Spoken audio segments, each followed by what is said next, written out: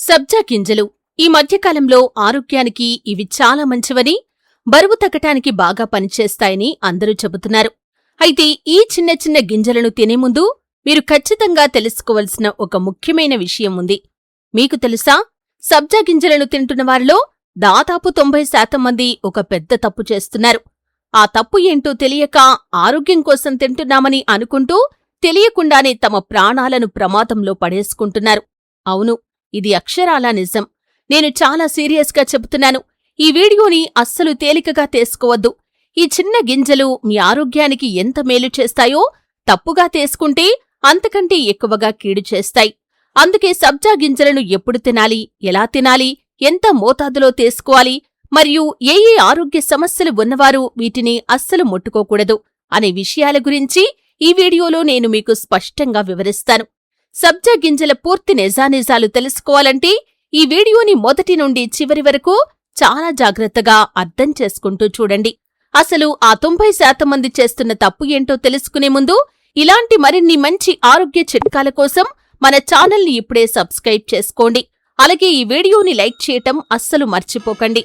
మీరు సబ్జా గింజలను బరువు తగ్గటానికి వాడుతున్నారా, లేక కడుపులో మంట వంటి సమస్యల కోసమా? మరియు రోజుకి ఎంత మోతాదులో తీసుకుంటున్నారో కింద కామెంట్స్లో మాకు తెలియజేయండి. నేను మీ ప్రతి కామెంట్ చదువుతాను. మీ అభిప్రాయం కోసం ఎదురు చూస్తుంటాను. ఇప్పుడు మనం సబ్జా గింజల గురించి మరికొన్ని ముఖ్యమైన విషయాలు తెలుసుకుందాం. చాలామంది ఈ సబ్జా గింజలను చియా సీడ్స్ అని కూడా పిలుస్తూ ఉంటారు. కానీ నిజానికి ఇవి చియా సీడ్స్ కావు. చియా సీడ్స్ వేరు, సబ్జా గింజలు వేరు. సబ్జా గింజలను నీటిలో నానేసినప్పుడు అవి చాలా త్వరగా ఉబ్బుతాయి. కేవలం కొన్ని నిమిషాల్లోనే అవి పూర్తిగా ఉబ్బి వాటి చుట్టూ తెల్లటి జెల్లాంటి పొర ఏర్పడుతుంది. ఫ్రెండ్స్, మీరు సబ్జా గింజలను నీటిలో నానేసినప్పుడు ఆ నీటి రంగు కూడా కొద్దిగా మారుతుంది. ఇది సబ్జా గింజల వల్ల కలిగే సహజమైన మార్పు.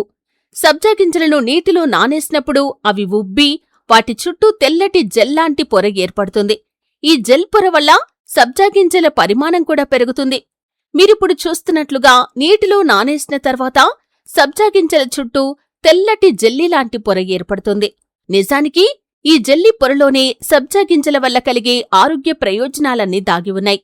ఇప్పుడు మనం సబ్జా గింజలలోని పోషక విలువల గురించి తెలుసుకుందాం. ఈ చిన్న గింజలలో fibre, protein, ఒమేగా-3 fatty acids, iron, calcium మరియు యాంటీ ఆక్సిడెంట్లు పుష్కలంగా ఉన్నాయి. అంటే ఈ చిన్న నల్లటి గింజలు పోషకాలతో నిండి ఉన్నాయి. సబ్జా గింజలను తీసుకున్నప్పుడు అవి శరీరంలో ఎలా పనిచేస్తాయో ఇప్పుడు చూద్దాం. నానబెట్టిన సబ్జా గింజలను తీసుకున్నప్పుడు అవి నేరుగా కడుపులోకి వెళ్లి లోపలి గోడలపై ఒక జెల్ పొరను ఏర్పరుస్తాయి. ఈ జెల్ పొర వల్ల 3 ముఖ్యమైన ప్రయోజనాలు కలుగుతాయి. 1. జీర్ణక్రియ. కడుపులోని వేడిని తగ్గించి జీర్ణక్రియను మెరుగుపరుస్తుంది. 2. ఆకలి నియంత్రణ. కడుపు నిండిన అనుభూతిని ఇచ్చి ఎక్కువగా తినకుండా చూస్తుంది. ఇక 3వది డిటాక్స్. ప్రేగులలోని వ్యర్థాలను బయటకు పంపటంలో సహాయపడుతుంది. సబ్జా గింజల వల్ల కలిగే ఇతర ప్రయోజనాల గురించి ఇప్పుడు తెలుసుకుందాం. మొదటిది బరువు తగ్గటం. ఆకలిని తగ్గించటం ద్వారా బరువు తగ్గటంలో సహాయపడతాయి. 2వది శరీరాన్ని చల్లబరచటం. ఎండాకాలంలో సహజ సిద్ధమైన కూలెంట్గా పనిచేసి శరీర వేడిని తగ్గిస్తాయి. ఇక 3వది మలబద్ధకం. ఫైబర్ కంటెంట్ వల్ల మలబద్ధకం సమస్య తొలగిపోతుంది. కొంతమందిలో ఇవి బ్లడ్ షుగర్ని కూడా కొద్దిగా అదుపులో ఉంచగలవు. ఇవి షుగర్ అబార్షన్స్ ను నెమ్మదింపజేస్తాయి. దానివల్ల బ్లడ్ షుగర్ కొంతవరకు కంట్రోల్ అవ్వచ్చు. అంతేకాకుండా చర్మానికి కూడా ఇవి చాలా మంచివని అంటారు. వీటి డిటాక్స్ ఎఫెక్ట్ వల్ల చర్మం పూర్తిగా క్లియర్ అవుతుంది, శుభ్రపడుతుంది. మచ్చల వంటివి కూడా కొంత తగ్గుముఖం పడతాయి. ఇక ఎసిడిటీ సమస్య ఉన్నవారికి కూడా ఇవి చాలా మేలు చేస్తాయి. ఎందుకంటే ఇవి కడుపులో మంటను, ఎసిడిటీని శాంతపరుస్తాయి. దీనివల్ల కలిగే ప్రయోజనాల గురించి ఇప్పుడు వీటిని ఎప్పుడు ఎలా తినాలో చెబుతాను. వీటిని ఎప్పుడూ పచ్చిగా అంటే పొడిగా తినకూడదు. ఎప్పుడైనా సరే కేవలం 1 చెంచా సబ్జా గింజలను, అంతకంటే ఎక్కువ వద్దు, 1 గ్లాస్ నీటిలో సుమారు 15 నుండి 20 నిమిషాల వరకు నానబెట్టి ఉంచండి. 15 నుండి 20 నిమిషాలు నానబెట్టిన తర్వాత ఇవి పూర్తిగా తయారవుతాయి. అప్పుడు వీటిని తీసుకోవచ్చు. బరువు తగ్గటం కోసం వీటిని ప్రయత్నించాలి అనుకుంటే ఉదయం పరగడుపున తీసుకోండి. జీర్ణక్రియ కోసం ఉపయోగించాలి అనుకుంటే భోజనం తర్వాత ప్రయత్నించండి. ఇక వీటిని ఎంత తీసుకోవాలో చెబుతాను. నేను ముందే చెప్పినట్లు రోజుకు కేవలం 1 చెంచా సరిపోతుంది. అంతకంటే ఎక్కువ తీసుకోవద్దు. ఎక్కువ తీసుకుంటే లాభం కంటే నష్టం ఎక్కువగా ఉండొచ్చు. ఇప్పుడు ఒక ముఖ్యమైన సమాచారం మీకివ్వాలి. ప్రతి వస్తువు ప్రతి ఒక్కరికి సరిపడదు.